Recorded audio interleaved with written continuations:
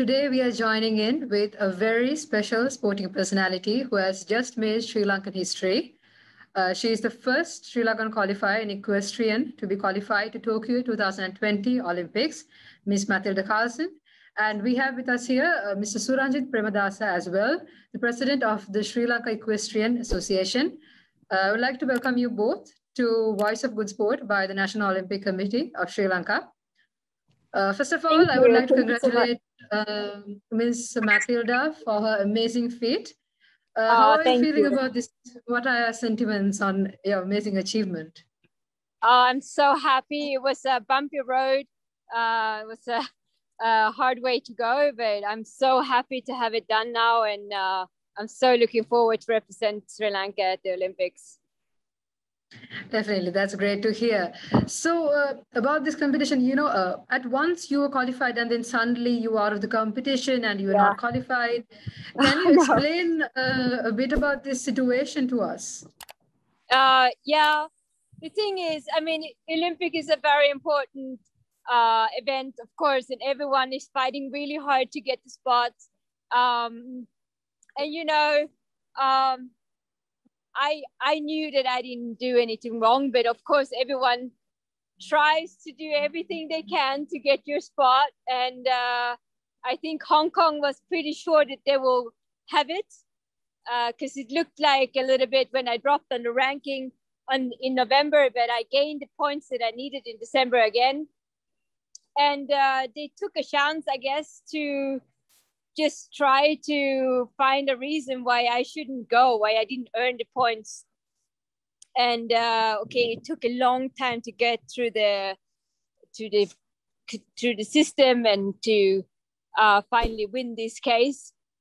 But I knew in the whole time that I wasn't right and that I would get it through. But I just had the time a little bit against me, and because of the postponement, because of Corona, of course, that worked in my advance because this took over a year to get through, and I'm so relieved that it's finally done. All right, that's great to hear. Mr. Suranjit, what is your perspective and point of view on this issue as well? As he told us about this issue that every sport has this loopholes and someone to get into this first place. But however, we fought, and Matilda and Germany in Lausanne, yes, Lausanne, we fought the case, and he supported, and I gave all my supporters with the NOC to all the paperwork and to give her the support to come to the state, because we know that this is the only way that we can be the number one in Sri Lanka for equestrian sport. And because of this, we have to get this slot, these 2 slots, and already she has erased by the FAI, and we have got it back. That's what we can say now. Yeah. All right, Mr. Ranjit. So moving on, Ms. Mathilda, can you explain to us a bit about your discipline in equestrian? To which category are you participating in? I will be participating in show jumping, which is we have 4. We have voltige, dressage, cross country, and show jumping in the equestrian sport, and I will take part as a show jumper. All right, great. Suranjit, how did your partnership began with Miss Mathilda? How was your road to achieving this feat? It's a long story. She knows that. And we had contacted 3 people from England and France, and and from her as well. And I knew that she is capable enough to go through this, because you need horses. We can't supply horses in Sri Lanka. So our horses are just for riding, and though she saw the jumping in the international jumping competition we have seen, and she was doing very well. And I gave my support to her. I hope that she has got my support also to be in this Olympic game. Yes. All right. So, Ms. Mathilda, to get a small insight on your equestrian category, can we know what type of horse you are riding at the moment and maybe deliberate a bit on it? Yes, of course. I would love to tell you all about him because he is my second half, of course, and he did just as much as I did to get to this point. And he is a 12-year-old Holstein stallion.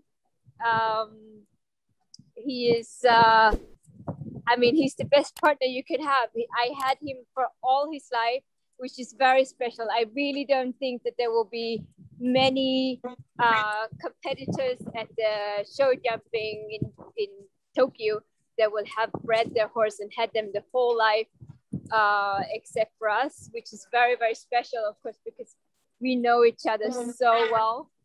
And he, you know, he have everything that our Olympic horse should have. He is, he have all the scope, he have the mentality, and he loves travel. He loves when the people are screaming his name when we ride into the arena.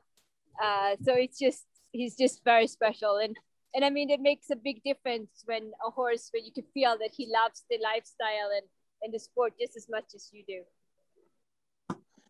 That's great to hear. It's been an amazing journey with you, as we can see. And all right, so moving on.